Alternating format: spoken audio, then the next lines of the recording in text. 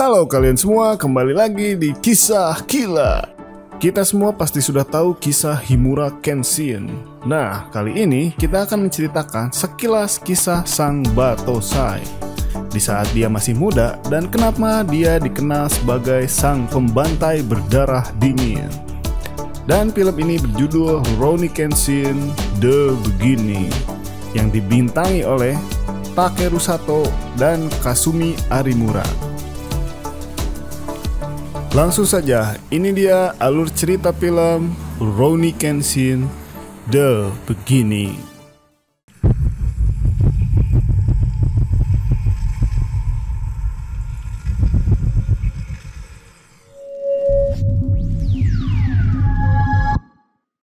Pada zaman dahulu, Jepang dikuasai oleh shogun. Shogun adalah jenderal yang mempunyai kekuatan militer. Secara teknis, kaisar berada di atas shogun. Namun, dalam praktiknya, tidak demikian. Shogun bertingkah seperti layaknya pemimpin negara. Di samping itu, kaisar hanya berfungsi dalam acara seremonial saja, yang mengakibatkan shogun berlaku seenaknya. Dan kini, rakyat Jepang terpecah menjadi dua, yaitu sang penentang shogun dan sang pendukung shogun. Pertempuran pun menyebar di seluruh daratan Jepang. Klan Katsui adalah salah satu keluarga pendukung shogun. Katsui berhasil menangkap seorang pemuda yang dicurigai telah membunuh anggota klan. Mereka tidak begitu percaya pada pemuda itu. Mereka berpikir tidak mungkin orang semuda itu menjadi pembunuh kejam. Pemuda itu kemudian berbicara, demi terciptanya era baru, semua pendukung shogun harus mati. Pemuda itu pun bergerak dengan cepat dengan tangan terikat. Dia membunuh satu orang, dia pun kemudian menggigit pedang dengan mulutnya sendiri. Dia bertindak semakin brutal tanpa ampun. Dia menebas membunuh semua orang yang ada di sana dan tidak ada yang selamat dalam kejadian tersebut. Keesokan harinya, polisi milik shogun yang bernama Shinsengumi mendatangi TKP pembantaian keluarga Tsushima. Inspektur Okinasoji langsung mengetahui kalau pelaku pembantaian tersebut adalah sang Battosai. Dia adalah sang pembantai yang dikenal sebagai mesin pembuluh berdarah dingin yang mengincar semua pendukung keshogunan. Hari-hari berikutnya, Battosai mulai membantai lagi pendukung keshogunan yang sangat tidak adil.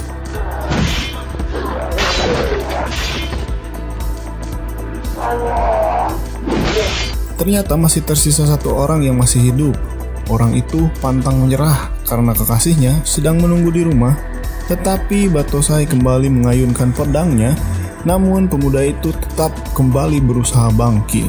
Battosai pun terkesima dengan perjuangannya untuk tetap hidup dan hidup untuk kekasihnya, dan membiarkan pemuda itu membuat luka gores di pipinya.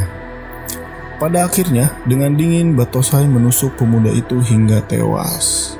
Di sini kita baru ketahui bahwa nama asli dari sang Battosai adalah Kenshin Himura yang merupakan anggota klan Chosu yang mempunyai tujuan melengsarkan keshogunan.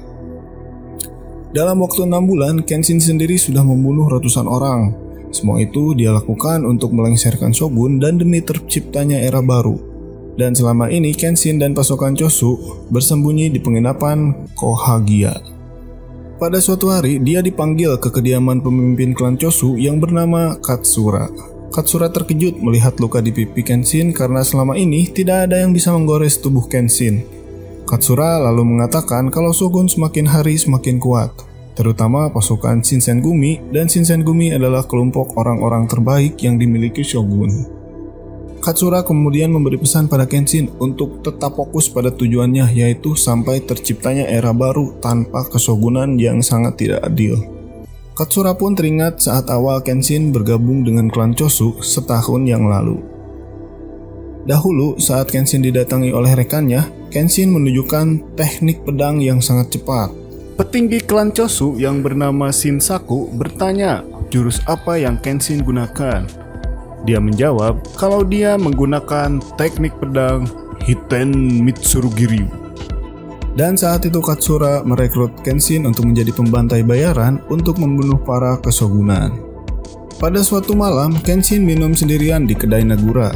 Tiba-tiba ada seorang wanita datang dan duduk di belakangnya. Wanita ini bernama Yoshiko Tomoe. Tanpa diduga, dua pengunjung kemudian mendekat ke perempuan tersebut untuk melecehkan Tomoe. Dengan sombong, kedua orang itu mengaku-ngaku kalau dia adalah sebagai sang Batosai. Lalu Kenshin pun menyuruh dua orang tersebut untuk pergi. Tetapi mereka yang so jago malah menyerang Kenshin, yang pastinya dengan mudah ditumbangkan oleh Kenshin, dan menyuruh mereka pulang karena akan ada banjir darah di Kyoto. Sambil ketakutan, mereka pun kemudian memutuskan untuk pergi. Tapi ternyata kedua orang tadi menunggu Kenshin di luar kedai. Mereka berniat untuk membunuh Kenshin yang telah mempermalukan mereka. Tiba-tiba dari arah belakang muncul ninja yang membunuh kedua orang itu. Ninja itu lalu menyerang Kenshin, tapi dengan mudah Kenshin dapat memotong tangan ninja tersebut.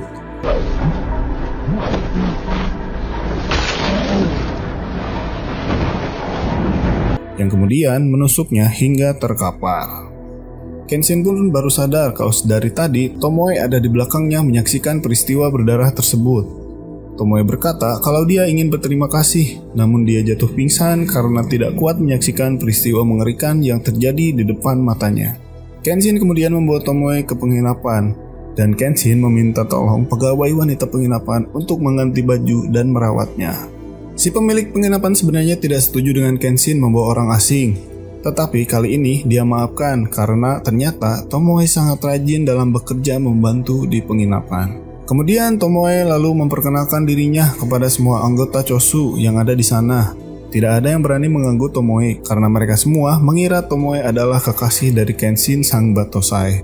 Dan kemudian Kenshin pun tersipu malu yang kemudian mengajak Tomoe mengobrol. Kenshin menyuruh Tomoe untuk melupakan kejadian semalam dan pergi dari sini karena Kenshin takut kalau keluarga Tomoe akan khawatir. Tapi ternyata Tomoe sudah tidak memiliki keluarga. Namun Kenshin di sana terlihat tidak peduli dan menyuruh Tomoe untuk pergi dengan ancaman akan membunuh Tomoe jika tidak pergi. Tapi Tomoe yang sudah tidak punya keluarga pun merasa pasrah untuk dibunuh Kenshin. Dan di sana Kenshin pun hanya bisa terdiam. Tidak lama Kenshin kemudian dipanggil Katsura untuk membahas pelaku penyerangan semalam. Kenshin mengatakan kalau yang menyerangnya bukanlah anggota Shinsengumi, melainkan ninja yang masih misterius. Katsura pun merasa ada yang aneh karena tidak ada satu orang pun yang mengetahui identitas Kenshin sebagai sang Batosai. Kemudian Katsura berasumsi bahwa di sana ada pengkhianatan di antara mereka. Kenshin pun kemudian melanjutkan pekerjaannya membantai para prajurit shogun seperti biasa.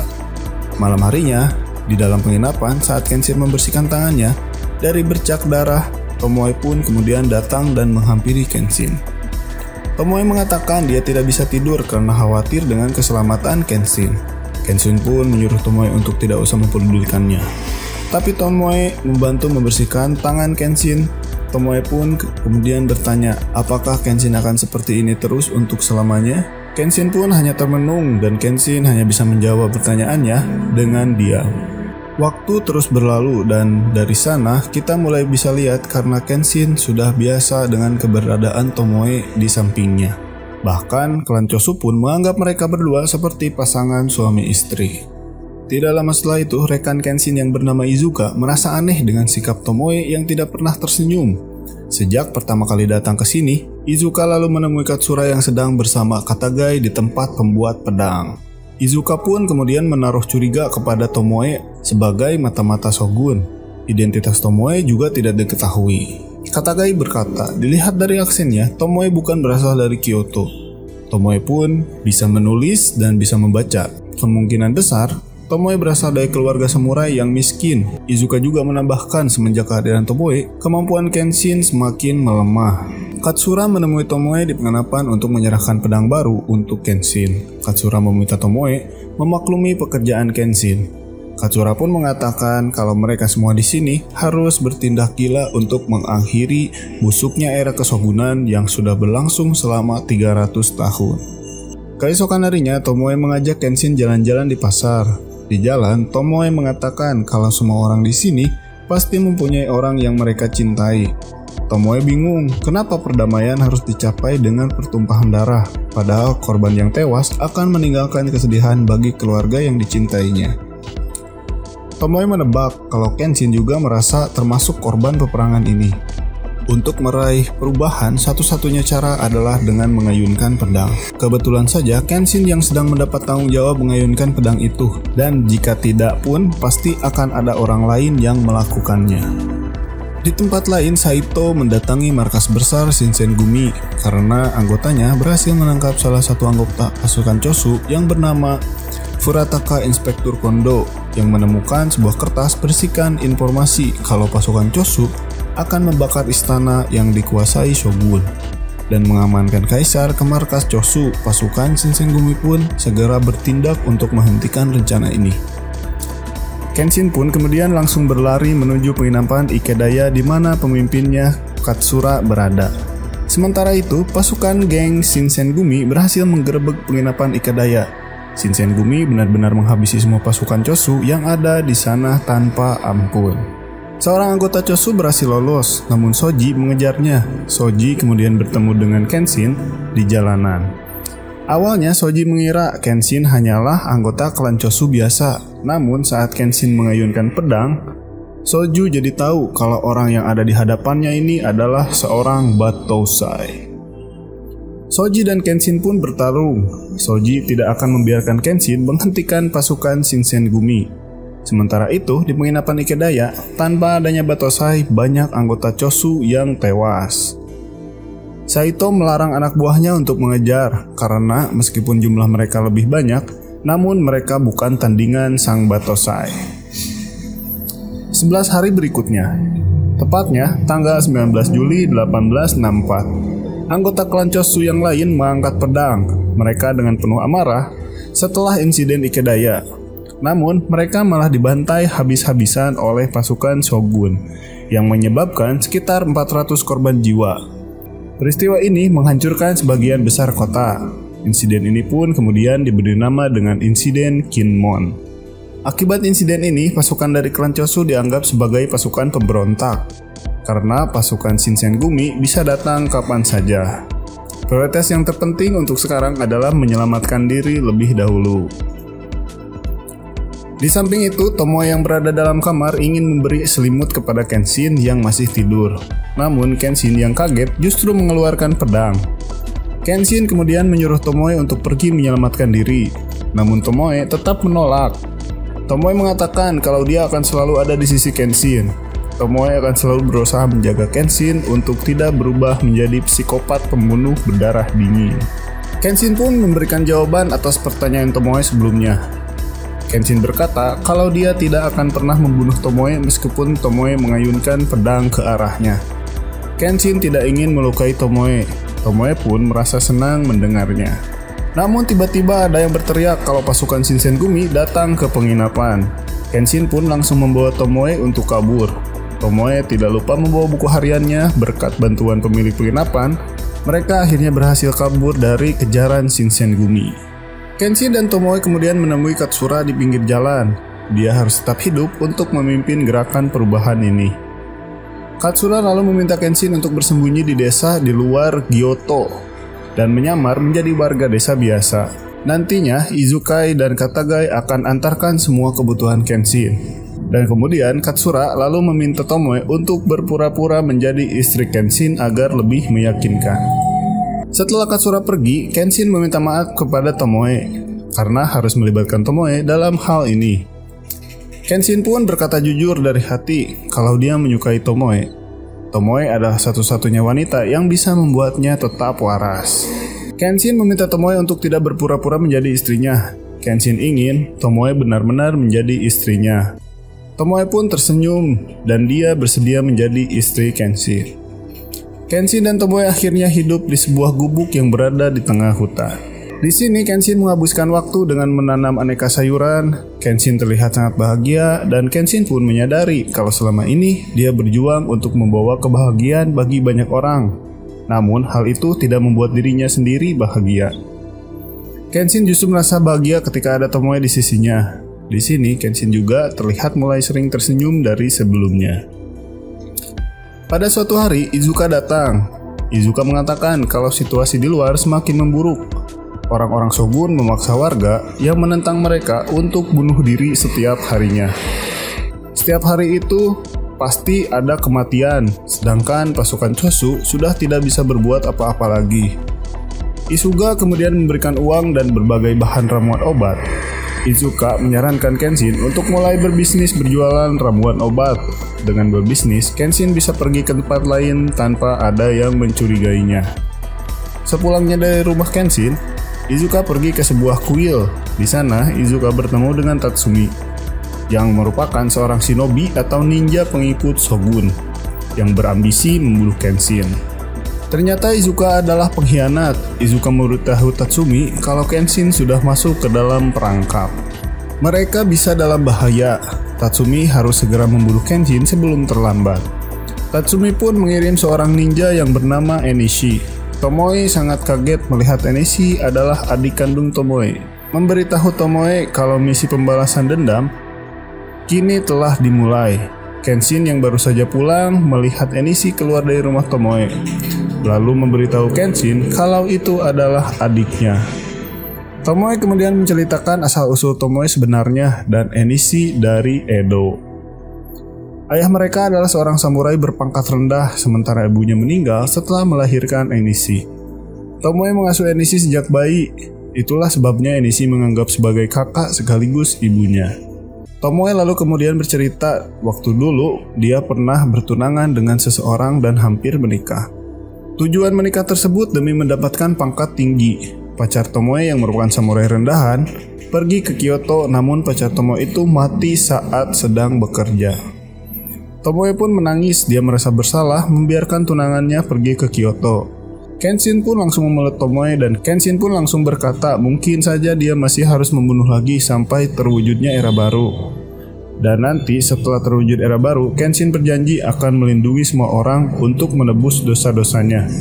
Kenshin juga berjanji kalau dia akan berusaha menjadi pengganti kebahagiaan Tomoe yang hilang.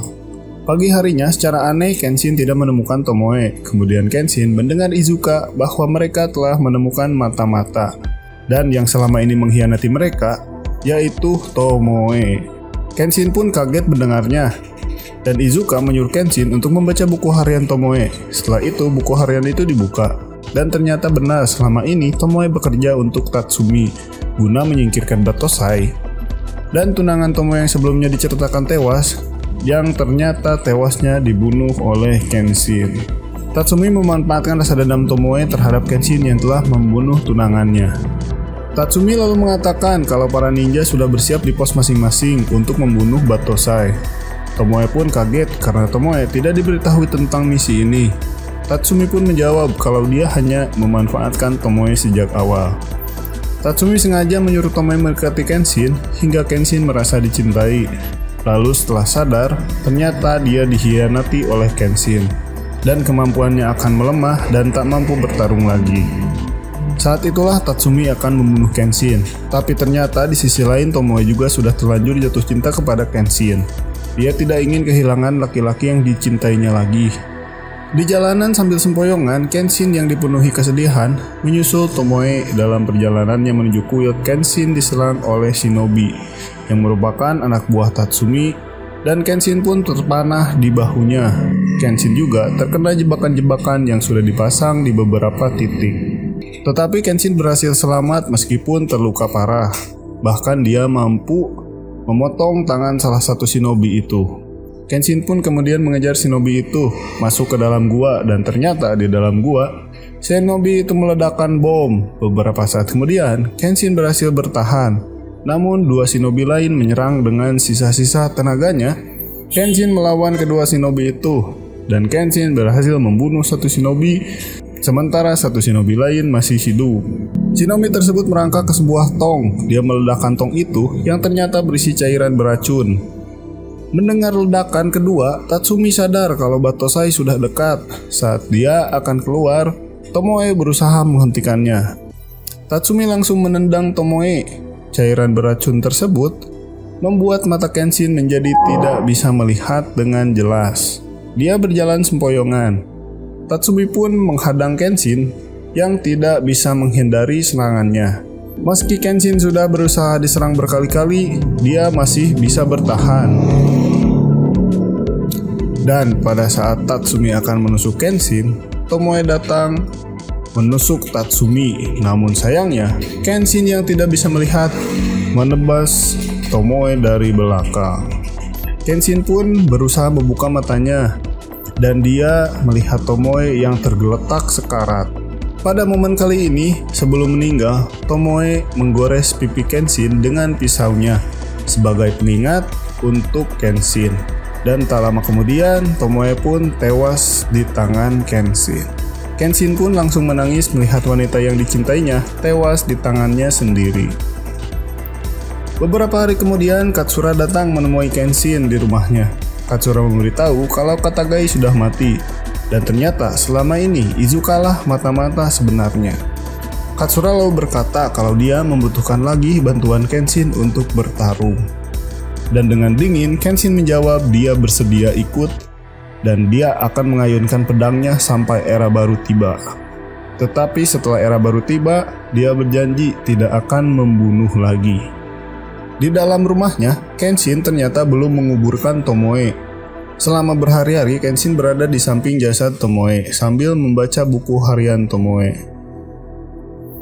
Dan di halaman terakhir buku harian itu, Tomoe menuliskan kalau dia tidak bisa menghentikan Kenshin untuk membunuh lagi.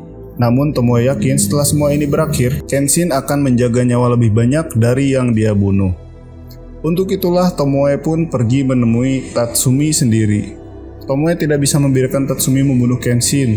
Tomoe akan melindungi Kenshin walaupun harus kehilangan nyawanya sendiri.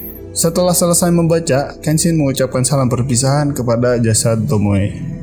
Kenshin berjalan pergi sambil membakar gubuk rumahnya beserta jasad Tomoe yang ada di dalamnya. Pada tahun 1868, terjadilah pertempuran besar di Toba Fushimi, Kyoto. Kenshin ikut berperan dalam pertarungan selama 4 hari.